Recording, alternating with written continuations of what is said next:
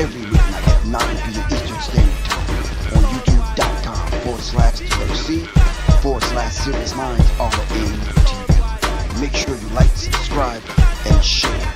Serious Minds, seriously. Peace.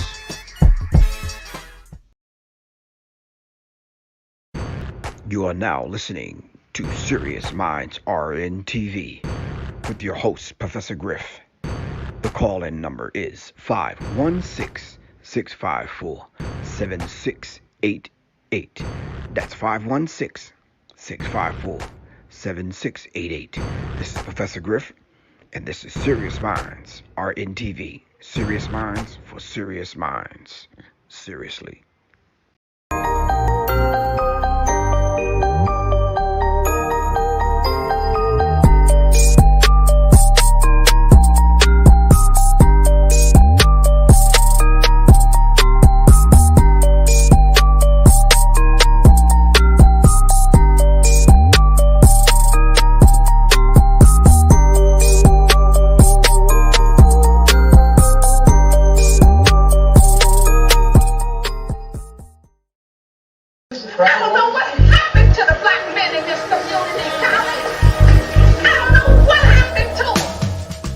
The Alternative Black Studies online course with instructor Professor Griff.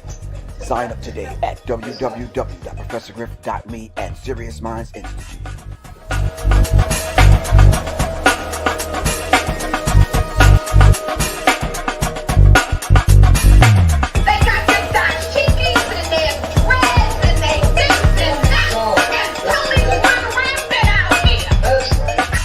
The Alternative Black Studies online course with instructor Professor Griff. Sign up today at www.professorgriff.me and Serious Minds Institute. The Alternative Black Studies online course with instructor Professor Griff. Sign up today at www.professorgriff.me and Serious Minds Institute. Thank you.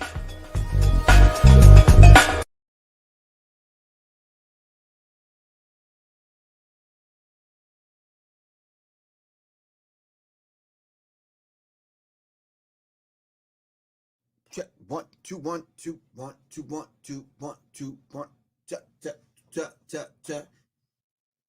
All right, greetings, families. Professor Griff, y'all already know this is Serious Minds RNTV. Thank y'all very much for tuning in. Shout out to everyone on IG. If you're right here, thank you. I see you. All right. Shout out to everyone. All right. On Facebook, Twitter, Periscope, wherever you are. All right, hopefully this might end up on TikTok. I'm not even sure. In any event, we got a special guest coming on tonight. And tonight we're going to be talking about the Black History 101 Mobile Museum. And our special guest is going to be Dr. Khalid El Hakim. All right, curator of the Black History 101 Mobile Museum, a collector now for over 30 years, I believe. Collected now over 10,000 artifacts. All right. All right, we're going to be taking this on the road. It's already on the road, but yeah. So we're going to kind of jam-pack Black history. We want to make sure we raise as many minds and reach as many minds as we possibly can. All right. So as we kind of wait to dive into that particular conversation, we got a couple of things to show you. And today is the, hold on, it's the 27th, I think, right? Yeah, help me out if I'm wrong. Yeah. Today is the 27th, so let's talk. Once again, I'm coming from the Nayan Sassim. All right. It is a calendar of revolutionary daily thoughts in Wali Muke Bomani Baruti. All right. Get the book right now. Google it right now as I'm reading this quote. All right. Opoku. All right. Kofi Opoku. All right. Today. Nope. I keep going. Why I keep going to March? I don't know. This is January from France Fanon. All right. Is the police agent who exercises torture in contradiction with the values of his group and the system he defends? Is the police agent who exercises torture in contradiction with the values of his group and the system he defends? France Fanon. Contrasts are key. to crafting an understanding of what we want and do, not want to be like. For example, is what you talk, what you do, is what you do, is what you talk.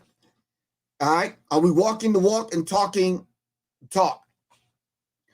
So the very same police who wants to instill law and order to protect the people tortures the people. And is that in line with his core mission and values? Or are we viewing this policing of Black people a whole lot different than what we ever thought? All right? That's just a quote for today. Get the book, read it, try to kind of digest and process it yourself. So I gave everyone a homework assignment. How many people have carried out their homework assignment? Come on, let me see. Jay Magnetic, did you carry out the homework assignment?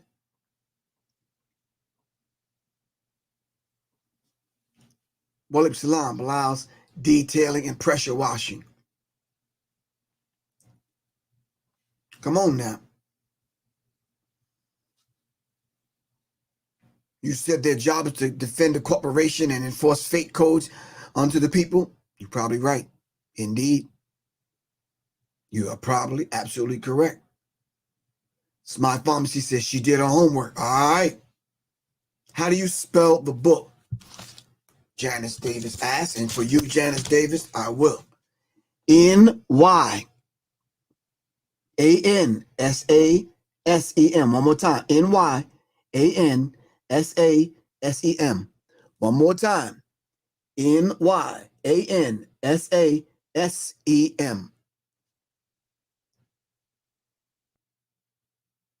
All right. Shonda Dixon says she did her homework. So for all those that didn't do their homework, we're going to play aspects of what we said we was going to go over as we wait on our guests to come up. All right. So let's dive into this. This is what I asked y'all to watch yesterday. Talk about cultural appropriation. A lot of people see, whenever we talk about cultural appropriation, a lot of people seem to misunderstand the real definition of cultural appropriation. They seem to think cultural appropriation is when you use something that another culture or race invented. And usually a certain group of people automatically respond with, well, then you can't use the internet or the computer since we created it.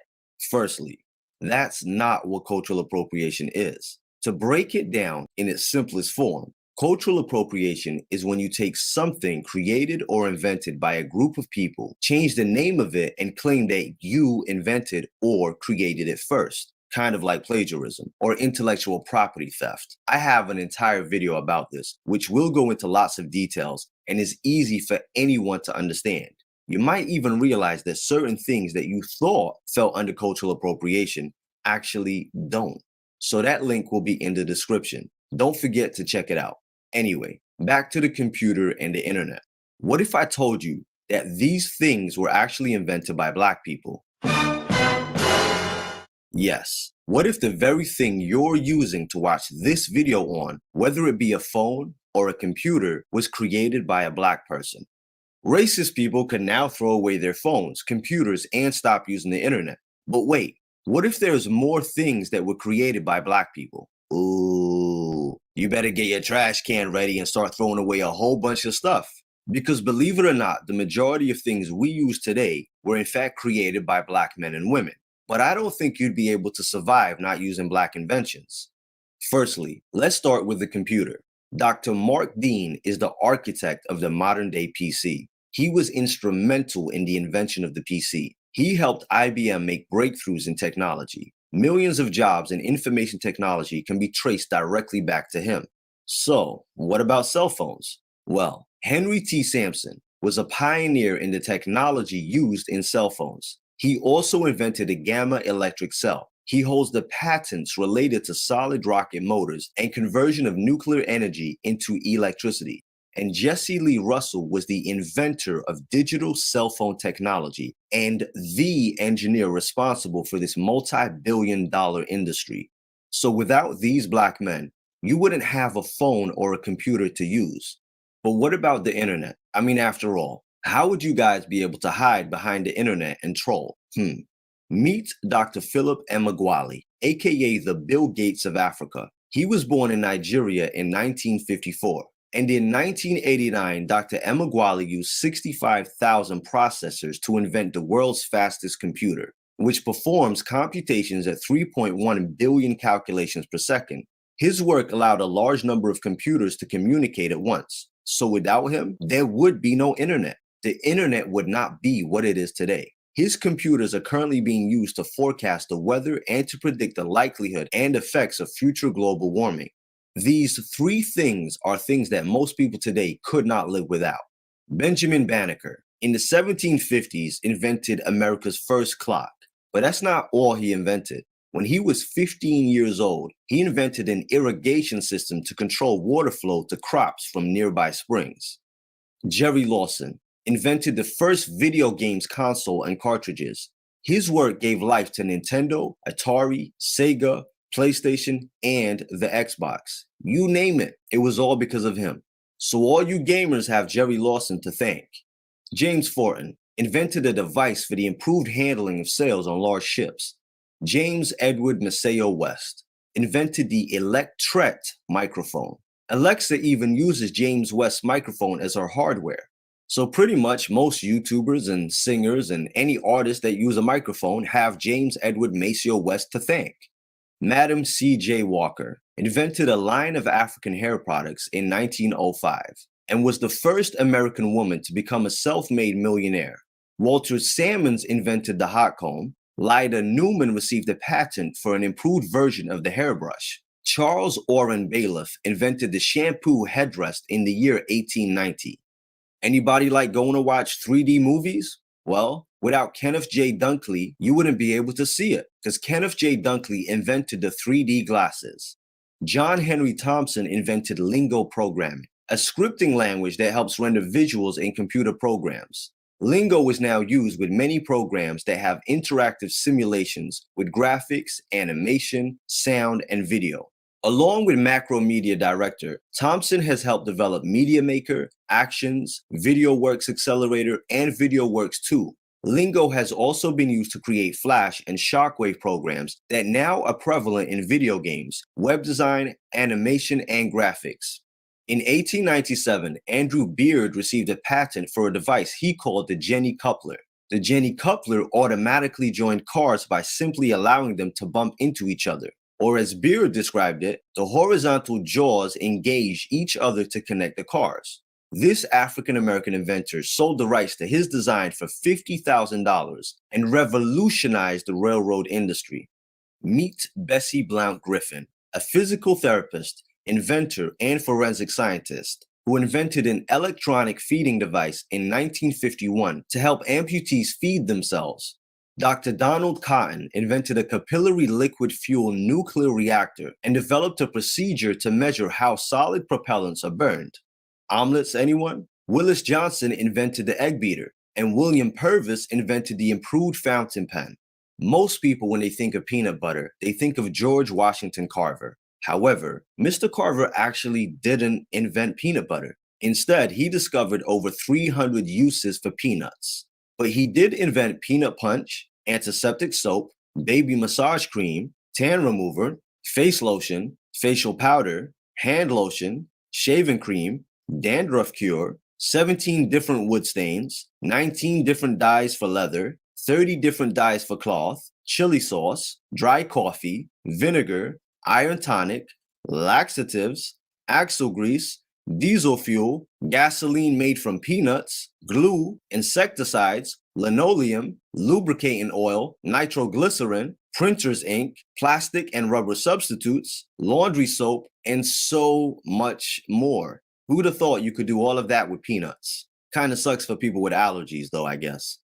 Thomas L. Jennings received a patent for a dry cleaning process called dry scouring. Thomas L. Jennings' dry scouring technique created a modern-day dry cleaning. But did you know the first clothes dryer was invented by George T. Sampson, which then led to the first tumble dryer, which was invented by J. Ross Moore? Now, if we're talking clothes, then you need an ironing board. That was invented by Sarah Boone.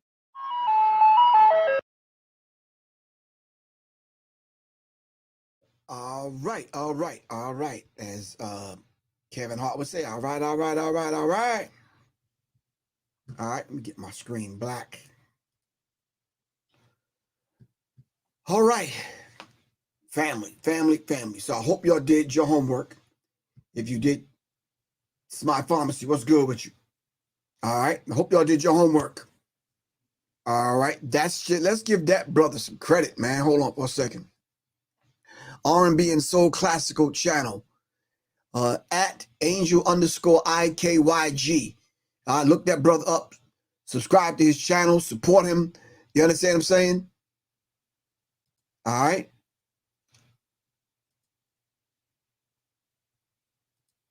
All right. Make sure y'all subscribe. I just subscribed. All right. Support that brother's platform, giving us that information. That's thorough, man. And it's 18 minutes long, and we only got through a part of it. All right. All right. All right. Quan, what's good with you? Shonda Dixon, what's happening? We're still waiting on our guest, but in the meantime, in between time, hold on for a second. Let me show y'all this. Be right back. Hold on. Da da da da da. All right, check this out, fam. Do-do-do.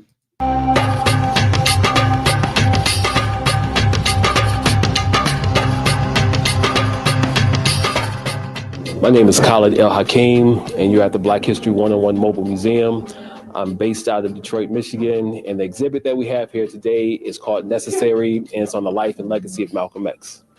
This collection has over 200 artifacts of Black memorabilia that dates from slavery to hip hop culture, and it goes through the Civil Rights era, it goes through the Black Power era, Black arts movement, and what we have here is hip hop.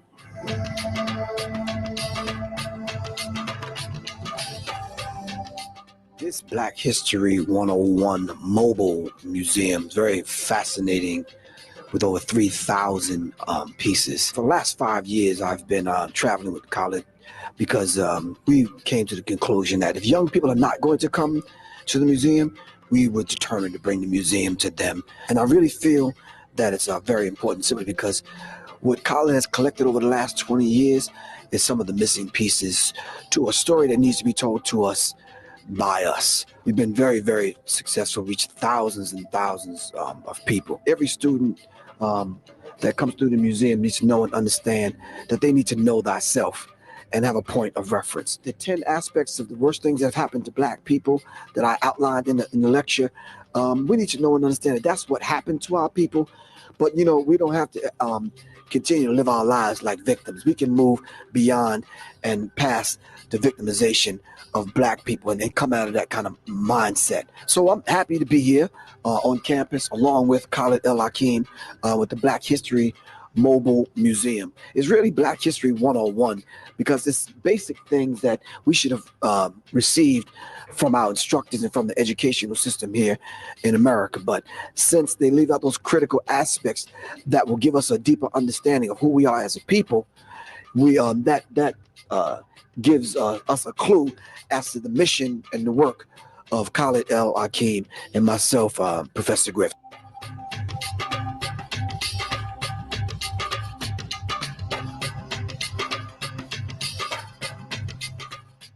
I was invited to IUPUI by the Multicultural Success Center for Black History Month this year to do this exhibit. You can reach out to the Black History 101 Mobile Museum online at blackhistory101mobilemuseum.com, or you can hit me up on Facebook under the Black History 101 Mobile Museum, or you can search for Khalid El Hakim on Facebook.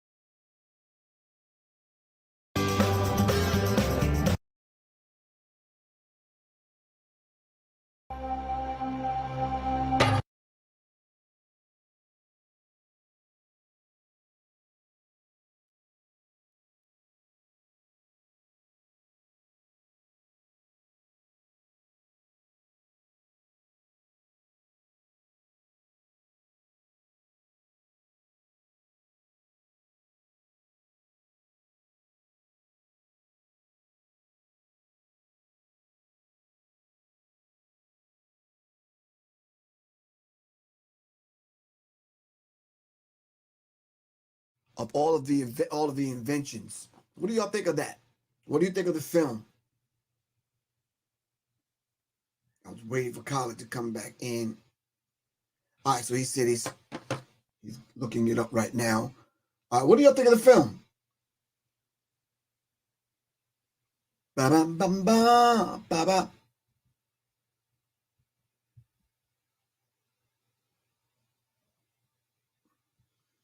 All of the things that, I mean, it is critical when you think of all of the things that Black people have created and still are creating. All right. Thank you, Isis Ma'a. It was very informative. Shonda Dixon, thank you. It was put together well. And I think, you know, it's something that if you can't tell the story to your children, put them in front of other people that can tell our story. Nonetheless, the story has to be told. All right.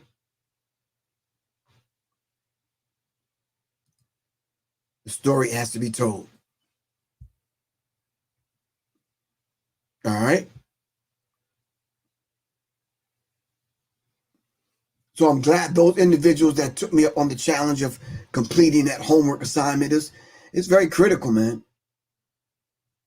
Very, very critical when you look at the idea of everything that we have put together and contributed to the building of this particular country and other cultures and society and worldwide. It is shocking for these people to write us out of history as though we accomplished nothing. Wow. Yeah, I'm just one of those individuals that they can't pull that over on me, because it's like when you study and you educated and you kind of knowledgeable and you know, it's like, come on, stop that. Don't have me go to the history books on you. You understand what I'm saying? And the internet makes it a lot easier. So I'm gonna pull my guest into this conversation so we can kind of make this thing happen. Khalid, you there? Yes, sir. Assalamu alaikum. Wa alaikum salam, sir. How you feel? Alhamdulillah, I'm doing well, man. How about yourself? All right, maintain it. Can you you can hear me real good? Yes, sir. All right, cool. So for the people that don't know who you are, can you introduce yourself and give them a brief idea of what is the Black History 101 Mobile Museum? Yes, sir. My name is Dr. Khalid El Hakim. I am the founder of the Black History 101 Mobile Museum, which is a collection of primary source material artifacts that date from the transatlantic slave trade up to current times, hip hop culture. I've been collecting now for 31 years, going around the country, going into antique shops, used bookstores, garage sales, so on and so forth, unearthing some amazing material that reflects our contributions, our experiences in America and abroad. So right after the Million Man March, 1995, I decided to take this private collection and make it public, and just started going around to different areas in Detroit, where I'm from, and just going to just grassroots organizations, sharing the material, and come to find out that I was doing the same thing that a lot of collectors in the past were doing, like the great Dr. Charles Wright, who started the I Am Museum in Detroit back in 1966, 67. And he was inspired by the civil rights movement. He was down in Selma, but found that our history was not being told in a proper way. So he started collecting and started sharing his material in Detroit back in the 60s, and eventually opened up a museum, which is now the Dr. Charles Wright Museum of African American History. So my work is really in that line of those great collectors and educators and museum people who created the Black museum movement in America. So since I started in 95, the museum has toured all over the country.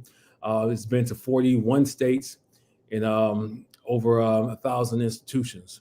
Very large institutions, very small institutions, from people's living rooms to, to large universities and government agencies and all types of places, man. So it's really been a blessing to do this work, man, and definitely been a blessing to do this work with you, Griff. And you've been Okay, working with me now since I believe it's 2006 when we first started doing our first gigs, man. So, yeah, honored to be here with you today, bro. what year was that when we first met at with the gig That Eric put together? yeah, that must have been 2002.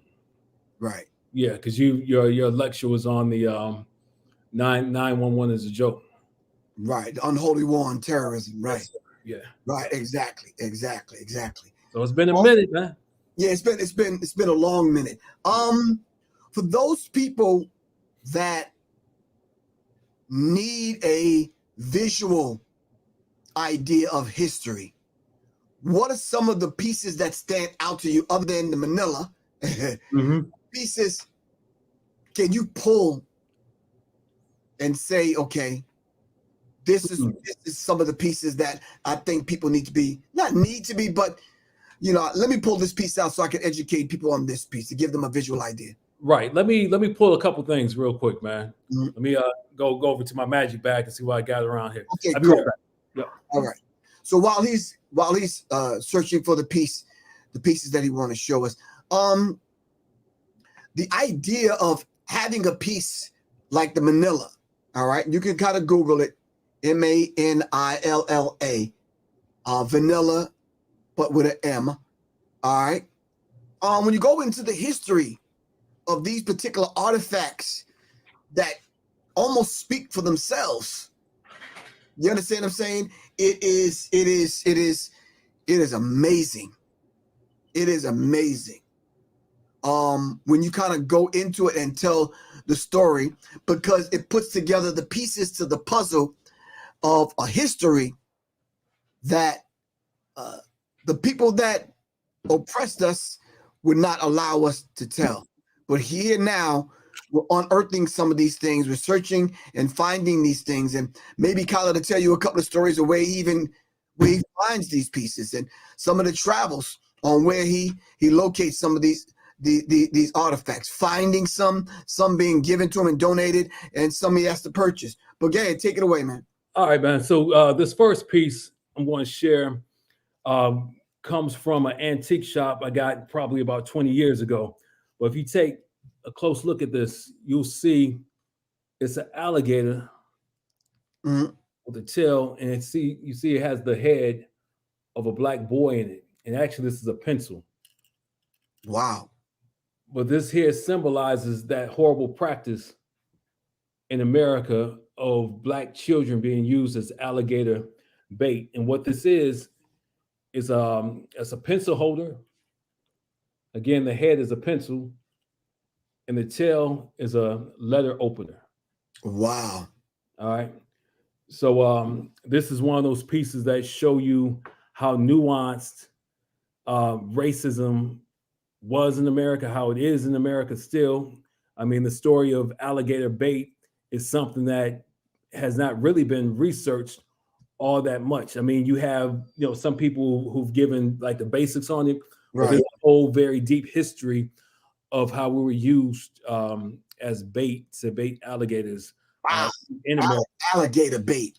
In Louisiana, in Florida, also even outside of America, where, as a matter of fact, wherever Europeans went and there were alligators and they colonized the people, they did the same thing. So places like Sri Lanka, for example, where there are very dark-skinned people as well, as we know, and the children, they refer to them as pickaninnies and darkies and coons as well, and niggas. So it didn't matter, what part of the world you were. If you were dark, you were seen less than. The second piece I'm going to show you is a cast iron bank, and you put the money in the back of the head. And if you look at the bottom here, it says this one's the Jolly Nigger Bank, or this one's the Young Nigger Bank. You see that? The Young Nigger Bank. Yeah. Right. Wow. All right. So that's another one. And then is that the same as the one that I thought I saw one that's a different one with the hand. Yeah. With the hand, right. Okay, cool. And so there's an interesting story behind this one here. I was at a exhibit in Lansing, Michigan, and a white woman came through the exhibit, and she was kind of moved and I guess impressed as well with the work. And she asked me if she she wanted to know what time I was leaving that day. She said she had something at home she wanted to donate. So she went back home and came back with this doll here to donate to the museum. Right. So as she's telling me the history of her getting this doll, she told me that she was a former teacher, school teacher, and she said she was in an antique shop at one point. She was retired as well. But she said that she was in an antique shop, saw this doll, and this doll reminded her of one of her students, brother. Wow. She said this doll reminded her of one of her students, and she got it in tribute to one of her children, one of her students. So you can imagine, how I was feeling about this story. Right. I didn't want to go off on her while getting the doll. You know what I'm saying? So I got the doll, but I think it's more important to tell the story again about how we have a situation in educational systems right now where it's majority of white women who are teaching our children. Right. And many of them are not prepared to teach students that come from a diverse background. So you hear stories after story after story in the news today of women and men who come into the classrooms who in their minds have good intentions, but they're celebrating blackness and show up in blackface to teach a lesson in black history. Or they want to teach about slavery and then have a slave auction. You know what I'm saying? So there's a lot of work that needs to be done. But it's important to note that we don't stick just strictly with the Jim Crow related stereotypical type things either. Right. So it's important that we celebrate in the face of all of that, our great contributions to the society. So this award right here, you might not be able to see. Let me see if I get some. If you slide over to your left, bring it over the other way. Bring it the other way. Right. Oh, the other way. Oh, right there. We can pretty much see it right there. Yeah. So you'll see that this is a award that was given to Dr. Lerone Bennett. Right. Yeah. This is his Dr. John Hope Franklin Award. Okay. For John Hope Franklin's 90th birthday event. Right. But we know that Dr. Lerone Bennett was the great editor for Ebony magazine and for the John Johnson publications. Right. And so these types of things here are a reminder of the sacrifices and the accomplishments of Black people in the face of all of the things that we've had to experience. These ideas that Black people are inferior, that we don't make contributions, that we don't have anything positive to offer the society. There's the only reason why we have a Black press in which he comes out of is because the white press was not telling Black stories and they were not celebrating our accomplishments and our contributions. So John Johnson started Ebony and Jet, the Negro World, the Black World, and other publications in order to document our contributions and to report on what was happening in the Black community. In this last piece I'm going to show you here. See if you get it. Barely, but James Brown? Wow. James Brown.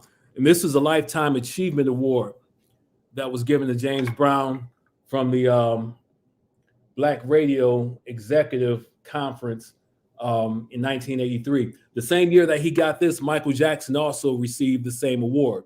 And so I have a picture of Michael Jackson holding his award, but couldn't find a picture of James Brown holding his. Right. But again, man, what we're doing with the Black History 101 Mobile Museum is celebrating our history, our contributions, being honest about what this history is as well, of white supremacy, and I call it white absurdity in America. And we're taking it around the country and educating people, bro. And that's the work. So just a basic question that people might ask: has things changed? That's a great question. As long as we've been doing this work, Mhm. I think we come to realize that, you know, there's just a lot of work that needs to be done. People are not studying. People are not taking time and disciplining themselves to pick up books. You know, we get information in bits and pieces, mainly off the internet, mainly off of, you know, Twitter or Facebook or some memes, but we're not taking time to actually study. I don't think the average person has a personal library. I mean, you're the Minister of Information for Public Enemy. Right. I've seen your library, Right. Right. Right. and that says a whole lot about a person. So I think we, you know, we need to get back to basics, and you know, and get down and study, and we have to communicate amongst each other and share information, which is extremely important as well. So has things changed? Not a whole lot, brother. Not a whole lot. I mean, I wish I could say, yeah, man, things are changing and they get better, but in all reality, we have to work twice as hard now than we've ever had. Right. Because in many places we're going backwards. We're Right. going backwards. Right. So yeah. This year, especially in 2022, do you think some of the people walking through the exhibit, without even you having to say a word, might write this off as CRT, critical race theory? Yeah, you're gonna have that, but you know, it's important to note that CRT is just a buzzword to rally the conservative right because they have nothing else to cling on to right now. You know what I'm saying? They're trying. They're This is a backlash from you know their failures for, you know, the past 4 years or so. Um, but because you have the word race in here, you know, in this concept, they assume it to be something that it is not. So you know, the Black History 101 Mobile Museum is CRT in action. You know, and it was CRT before I even knew what the concept was. So and really what it does is it meets a need of an institution, in the institution are museums and just in general. It meets the need of an institution that has not been inclusive of our narrative. Right. Right. Right. Yeah. Okay. What place would you say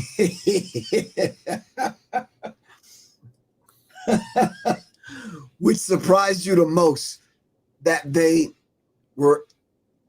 resonated with the museum? Wow. Man, to be honest, everything is just about a baseline, bro. I mean, when you take this anywhere, you're meeting people really at their baseline. So people are very much, you know, open to at least get the information at first. Now the question becomes, does it transform them over time? You know, you might have this, you know, short period of experience where it hits you in the heart, but does it really transform your heart? So that's the key right there. Right. So and are we getting called back to come there again over and over again? And so that's the other thing. So I was just recently in a K-8 school in Portland, Oregon, and I was talking to the eighth graders, and I had been going to the school for a few years, but I was trying to figure out how long I was going to that school. And so the eighth graders told me that they had been seeing the exhibit now since they were in the third grade. And these are mainly white students. Right. Wow. So imagine these students from the third grade to the eighth grade seeing this material over and over again. You would have to, you would have to think that this had some type of long lasting impact on them. You know what I'm saying? If I had the time to do a longitudinal, research on that, I would love to, just to get that impact. Right. But I've been in some very interesting places over the years, man. Like I said, it's been government agencies, one of the top government, law enforcement agencies in the country. I was, in one of those spaces a few years ago. So it's been there, but it's been in very corporate spaces as well. Yeah. So Mm. man, many different places, bro. Right, From right, yeah, right. I'm going to put some things up on the screen. Can you see this? I just see you. You just see me. Hold on one second. Let me do this. Hold on one second. Hold on. Hold on. You just see me. Hold on. I'm going to share the screen. Share my screen so you can see it and they can see it. All right. You see that? I see that. All right. And let me see if I can take that. Hold on for a second. We want our people on IG to experience it with us. So I got to move that there. Now let me share it. Hold on. Let me see if I get everybody in the conversation. Everyone on IG, you, myself. Can you see that? I see it. All right, cool. So I'm just going to run through some things and just give me your thoughts. All right. Man, hip hop connection from the UK, Tribe Called Quest, one of my favorite groups. Mhm. And that magazine is real popular. I don't know if it still exists, but it was real popular in the UK. And it's an example of how hip hop went global, went international, and yeah, man, that's a great piece right there. All right. Yep. You got the Mammy spice racks, the two Mammies in the red there up front, Mm-hmm. nutmeg and ginger. Right. That's part of a spice rack collection or set. And then there's a cinnamon, there's a salt and pepper, there's a cumin and curry Okay. Mammy. But those are interesting because here you have these salt and pepper shakers that were mass produced for the kitchen. And so this caricature not only um, was disrespectful to black women, but in addition to that, these salt and pepper shakers serve the double purpose of disrespecting black women, also to keep them in the kitchen, and with the idea of they're just good for cooking and cooking well with these spices. Oh, And in the back, the tall mammy is a door stop, and then the sample caricature in the back is the one that we just talked about that has a hand that you put the coin in his hand and right. the lever on the back, and it puts the coin in its mouth. So yeah, Wow. yes, sir. The Million Man March, October 16th, 1995. And again, that was a life changer for me and many of us who answered the call of Minister Louis Farrakhan to go to Washington, D.C. under the themes of atonement, reconciliation, and responsibility. And I'm so honored that I had the opportunity to go to the Million Man March. And again, it was that experience that changed the once private collection of artifacts I had. And once I got back to Detroit, I started going into different meetings around Detroit and sharing the artifacts I had. But many of those pieces there I actually got from the Million Man March. And those are a set of shackles from the early 1800s. And actually, those would have been a pair that were on a slave ship. And I'm not sure what slave ship it was, but those are original shackles there. And this is actual cotton because a lot of Yeah, people never touch cotton other than buying some clothes from Targets or Walmart. exactly. So yeah, that's actual cotton. A lot of people have never seen it, felt it before. But imagine we had to pick 100 pounds of that in a day, and that stuff is light. You know what I'm Right. saying? So picking 100 pounds of that, man, we from sun up to sundown. Mm.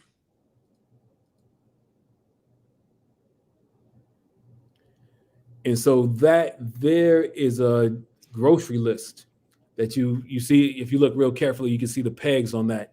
Oh, right here. Yeah. Yeah. And so that would go into that would be in the kitchen, and would remind white folks, because these things were made by white people for white consumption. So these things you would rarely see in a black household, right? But you know, I come across some black folks who said they've seen them in the houses before. But again, these were made by white people primarily for white consumption, playing into these very negative and disrespectful stereotypes about black women. And if you look at the language, you see what the language is: recognize needs, these different things here. Right. Okay. And how many years was this kind of stuff ingrained in the white psyche? Oh my goodness! I mean, these things started being produced in the Civil War era. So from that time and all the way up into recent times, because the thing is now is that people are reproducing this stuff and selling it, and some people are selling it as collectibles, and then other people are selling to actually use this stuff, man. So it's Right. you know, some of it's still around. Right. Yep, and that piece right there is a pack of nigger hair smoking tobacco. All right, from the 1880s era, and so you can imagine black people being in the fields picking and preparing tobacco to be sold, but then these companies taking the image of a black woman and putting it on the packaging and then labeling it nigger hair. All right. And then the psychological impact that had on white people who would actually light this tobacco on fire, because they call it nigger hair because they said that the tobacco looked like the hair of women or black people just in general. So, you know, you have this thing where you have this burning taking place as well. So, but yeah, that's a very deep piece, man. What do you say to some of these people that say slavery never existed? That's just hilarious, bro. You know, it's sad that people would say that simply because there's been too many scholars that have written about it, and not only written about it, but the ledgers still exist, you know. And so for someone like me, I'm a collector of artifacts. I'm a collector of primary source material. We can go back and see the ledgers that come from the slave ships inventory. All right. And that's why we know how many ships came, how much cargo was on certain ships. But you know, you got some people who say that slavery never existed on that level because black people were in America already, and black people were in America prior to the transatlantic slave trade. But without a doubt, millions of us came to America and experienced chattel slavery in America. There's no right. So these individuals that come with the argument, well, show me a slave ship, as though there's going to be one in somebody's backyard. Right. But there was the very last slave ship that came to America was actually found just about 5 or 6 years ago in Alabama. So that exists. Mm. Yeah. Hold on. Oh, go back to that picture. This one? Yeah. Wow. So you know how we talk about the Black History 101 Mobile Museum never gets invited to HBCUs. Right. Out of all these hundreds of colleges that the museum has been to, there's only been one HBCU, and that was this one here. That's Rusk College in Mississippi. Wow. I remember. Wow. Yeah, that's the only HBCU, the Black History 101 Mobile Museum. Well, it's been two. Oh, you've been to one. I've been to one. I've been to Payne College. Payne College. All right. So they invited you to one, invited me to one. Yeah. One. And all of these years, one. So we got to do better. Exactly. Hold on, just a few more.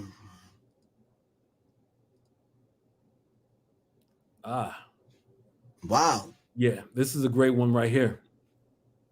This is the Notorious B.I.G. opening up for Rakim. Wow. Yeah. Wow. With Mr. C DJing. Damn. And Craig Mack. Craig Mack. Yeah. So Wow. So yeah, this is a great piece because I was looking for flyers of Tupac and Biggie and hadn't been able to find any, and this is the only one I was able to find with Big on it, man. So Right. yeah, Wow. Just a couple more. that's fine. Oh, My man, Michael Jackson with the fro. with the fro. That's who I wanted to be right there, bro. 1970, it was at 79. Yeah, but Rock and Soul magazine, man. That was a great magazine. 7 July 1979. Yeah. Yeah. I was 19. I was 9. I just turned 9. July 9th, 1979. Just turned 9 years old, bro. Oh, wow. Yeah. Yes. Cassettes. A lot of people on here, yeah, they've never even played a cassette, bro. Yeah, bro. Yeah. This is my stuff right here, man. So, but yeah, I go into a lot of old record shops, and anytime I can find cassettes, man, I always pick them up. So let me ask you, for people that's watching this that want to become collectors, I mean, could you give them some advice? Because here you are thumbing through the crates, man. Yeah. Don't you have to kind of have an idea of what to look for? You know what? You don't even have to have an idea of what to look for. I mean, I pick up things that resonate with me. So Right. if we were to go back 30 years and look at the things I was collecting, back then it was, if you looked at my exhibits back then, it was Malcolm X, it was Malcolm, Muhammad Ali, Motown, Michael Jackson stuff. You know what I'm saying? And strictly things that, just resonated with me. But when I decided to do this and take this very serious, I just expanded it to make sure that I was inclusive of the different voices of our people who've made contributions in our society. So it's definitely grown over the years. And like I said, man, it's over 10,000 artifacts now. 10,000 artifacts. Right. So for the 100 that I have, I think I have a stamp collection. Mm-hmm. I got some. You remember the visual vinyl thing I was doing, and I was buying the albums of Black revolutionary artists, R&B artists, soul artists, hip hop artists. I put that together. So you're right. It has to resonate with you. You gotta. Yeah. But but once I got started, man, at this point, I tell people artifacts come to me, bro. I mean, I got things that they just come to me, man. Like I'll be in a shop, man, and just a certain area of the shop will just call me, and I go and I'll find some amazing material, man. So yeah. So who's this in this picture? That's MC Sha Rock from the Funky 4+1. My homie right there. Right. So she's on LL Cool J's Rock the Bells radio now, doing That's the Joint every day, her and Grandmaster Cass. Right. And Sha will be traveling with the museum during this next tour, which actually starts tomorrow, man. Well, I leave here tomorrow, going to the east side of Michigan, doing some dates, and then this tour we do 16 states and over 50 stops, man, between now and Juneteenth. Woo! Yeah. You got Chairman Fred there. We're at Cal State East Bay in that picture. Okay. This is a beautiful thing when you see this, man. Yeah. It's and so you figure these kids here, this is, for many of them, this is their first experience ever in a Black museum. And more than likely, this might be their only experience, because we're talking this is Portland, Oregon right here. This might be their only experience going to a Black museum. Right. Yeah. So basically, you kind of set up how many tables you have here? 10? Yeah, 10 tables. 10 tables. And we go from slavery, which we know our history doesn't start at slavery, but this is one of the exhibits. Right. And it goes all the way through somewhat of a chronological kind of timeline. Yeah. We kind of end at hip hop, right? Exactly. Okay. Oh, that's Bryant University. And this is what it kind of looks like. Yeah, and that college there is a great Keene College in New Jersey. College spoke at? That where Khalid spoke at, yo. Wow. The great Dr. Khalid Muhammad. I'm surprised that they let anybody black come back to that. Right. Especially another Khalid. Right, exactly. I only got one L. I was like, I only got one L in my name, not two. Right. Hold on 1 second.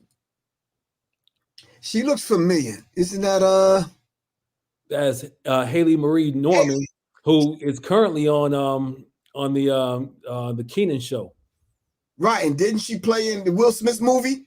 She was in Hancock, and she was in Legend? No. top 5. Huh? Chris Rock's top 5. Right.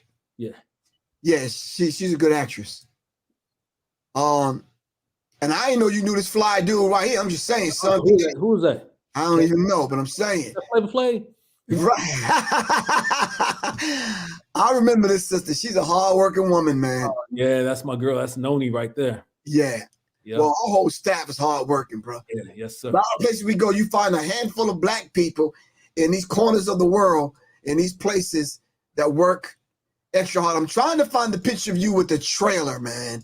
Okay. Well, how you first started. This is a beautiful picture, man. And yeah, that's you took that picture. Oh, get that. That's at the University of Islam in Chicago, Mosque Mariam, and had the honor of walking Mother Tainetta, may Allah have peace and mercy upon her, walking her through the exhibit. And that picture is me showing her a picture of her and the Most Honorable Elijah Muhammad that she had never seen before. Woo! Yeah, and wow. she just thanked me for that. But yeah, wow. I still have that picture. Yeah. See, that's the kind of history, man. These are the okay, hold on, bro. That's inside the trailer right there. Right, exactly. I was about to say it looks familiar. Yeah, this that's is exactly the trailer. Give a brief history of the trailer, man. Yeah, so the trailer was something that I had rehabbed. It was an actual recreation RV trailer, and we just had it gutted and refurbished and made it into an exhibit space, and we just had hip hop memorabilia on the inside on display, and this was actually the very first hip hop structure that was made to celebrate hip hop in a museum type of space. Right. This is and we had this dedicated to Proof from D12 and Jay Dilla, who had just died. Both of them died just a year before this trailer was open. So we dedicated to their legacies. But yeah, this trailer was phenomenal, man. But hold on, let me show them the outside. Okay. So yeah, that's the trailer outside. And so it was a beautiful thing simply because we were able to walk 10 to 15 people through the inside of the trailer at a time. And we took this all around Detroit and went up to Flint, Michigan. But it proved over time to be not cost effective. So I decided that we would just take the artifacts themselves around. And that's why, we travel the way we travel today. And we can actually take more artifacts out the way we travel today than we did in the trailer. Right. The trailer was just limited in terms of space, and it cost a whole lot to just put it on the road. So we never took it outside of the state of Michigan because of the cost factor.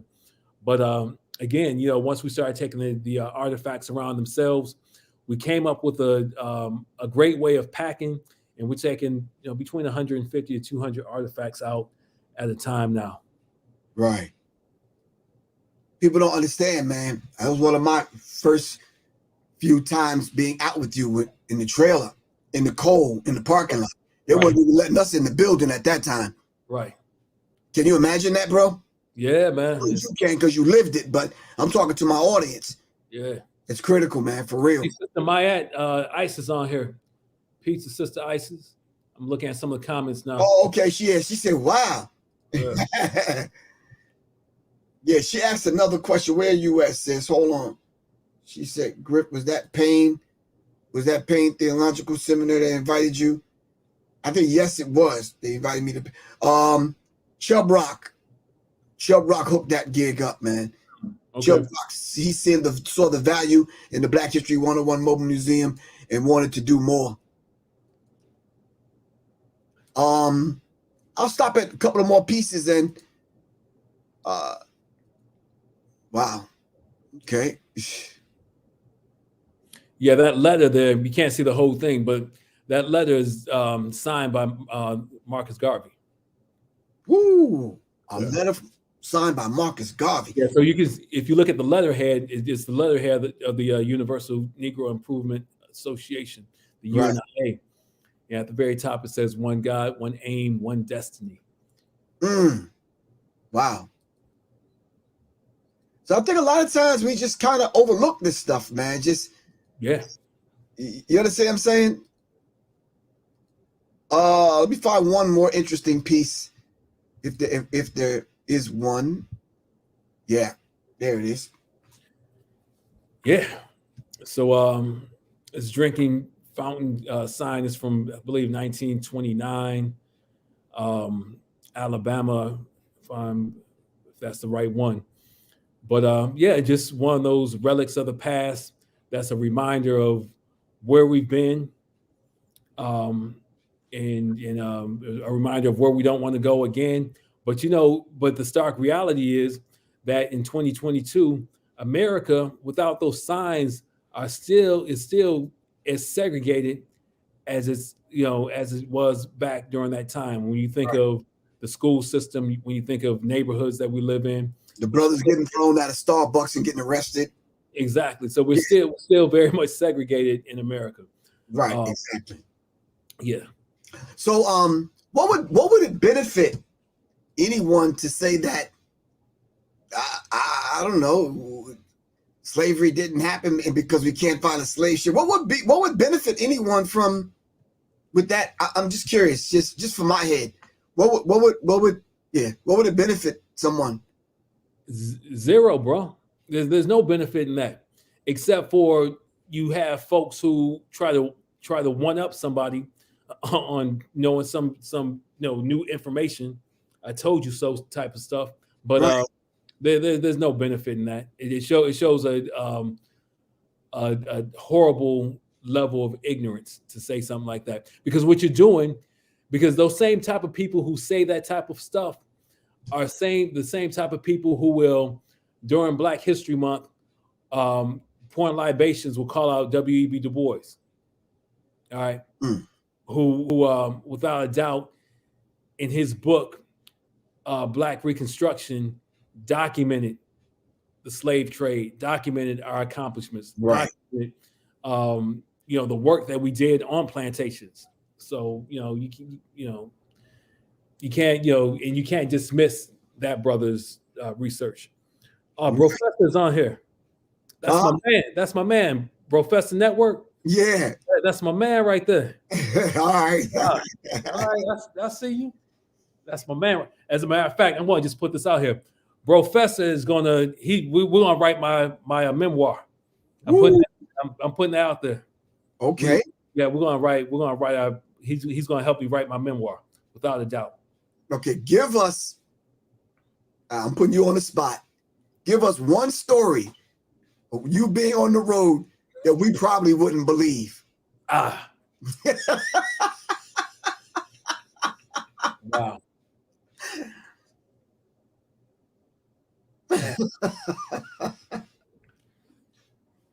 Man, it's so many, but not anything to do with Professor Griffin not being able to speak. Not any of that. No. How about the most racist? Let me narrow it down. Oh, here's one. So we show up. I think you might have been with me at this. We were at a college up in the Northwest. It was in Spokane. It might have been Whitworth or. No, I spoke at Whitworth. They were cool. Yeah, so it was Whitworth. All right, yeah. So here's the situation. Remember, we showed up at that school and the police were there. It was like a huge police presence. Oh yeah. It was a chief. It was a chief. It was a lieutenant, and it was just regular officers. And we were trying to figure out like why the police presence. And I was kind of offended. I was like, damn, they got police up here because we're here. And the police chief came over to us and we asked him about that. He was like, no, we ain't here because of y'all. We here because somebody put a bomb Right. on the parade route for the Martin Luther King Day parade. Right. So there were a white supremacist group in Spokane that put the put a bomb on the parade route, and so they were there to protect us. So that's one thing. Another thing is one of the colleges that really kind of threw that right hook and ducked. Right. It grazed my head, Gonzaga. Every time I hear Gonzaga, I just get like, I just chuckle, man. But you know what? The sad thing about that was it wasn't somebody white who did that shit. Exactly. Somebody black. It was somebody black that threw that block up, man, which is extremely sad. But I mean, that out of all the hundreds of colleges that we went to, that was one that was a disappointment. But I'm trying to think of some other ones, man.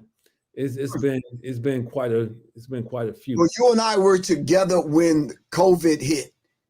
And you talk about making a mad dash, man, bro. I couldn't pack my bags fast enough. Man, we were 2 weeks in Columbia, Missouri. Yeah. And I remember we left on the 13th or somewhere around the 13th. But it got to the point where, we were debating because the airports were starting to close down. All of them. I was like, man, if we don't get out of here like immediately, bro, we're gonna be stuck. We're gonna be stuck. Right? We didn't want to be stuck in Columbia at all. So Columbia. Man, we've had somebody stole my MAGA hat in New Mexico. I remember that. Yeah, somebody stole my Public Enemy hat. That was me. You fight the power. I still got that one.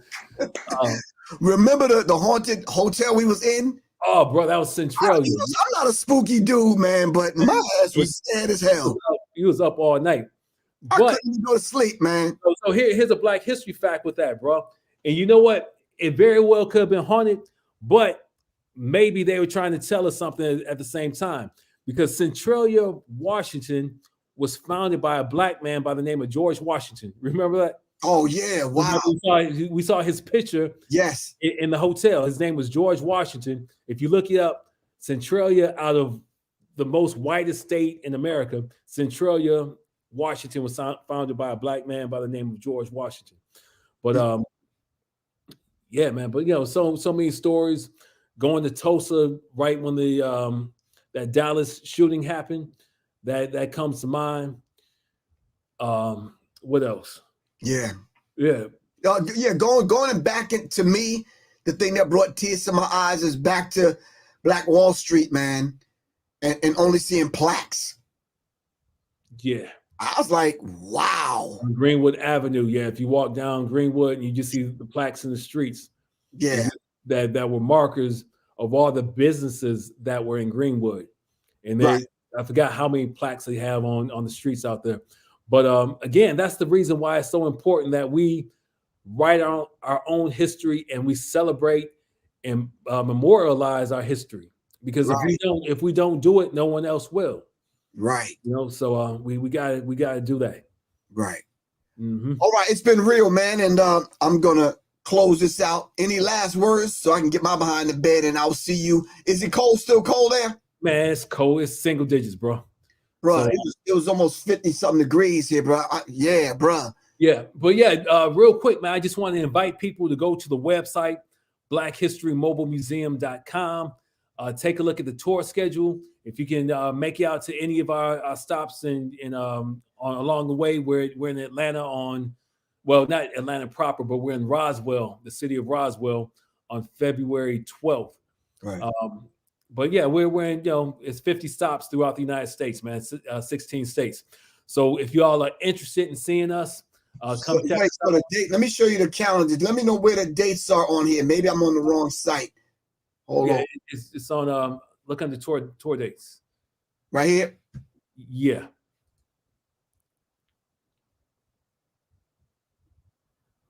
Damn. And you got to update it because where's Georgia? Right here? Where's what? Roswell, Georgia. Yeah. Yeah. When I say Roswell, Georgia, the people, they're thinking Roswell, New Mexico. Right. Roswell, You it's don't like, want to show up there. right. This is right up 85 north. Yeah. Yeah, but I mean, we're in near Georgia. We're in Houston, Seattle, got Toledo, Dayton there. Yeah. Yeah, There's some interesting dates, man. yeah, no doubt. Yeah. Some of the people I'm going to see again, some other people. Yeah. I'm going to see for the first time. And then surprisingly enough, and I know you're surprised, we're more than likely going to get booked for Juneteenth. Yeah, which is kind of shocking to me because I know it's sad, brothers and sisters, but we don't really get to see black people. exactly. And that's the key, I man. make sure you call her, man, to add the date. Got you. I got you, Isis. Yeah. So yeah. All right, good, bro. Any last words? Man, just thank you for inviting me. If anybody is interested in having the Black History 101 Mobile Museum come to town, hit us up on the website or hit Griff up and we'll make it happen. All right. All right. All right, man. It's a pleasure, man. Inshallah, I will see you tomorrow, man. Thank you, brother. Assalamu alaikum. All right. Yes, peace, man.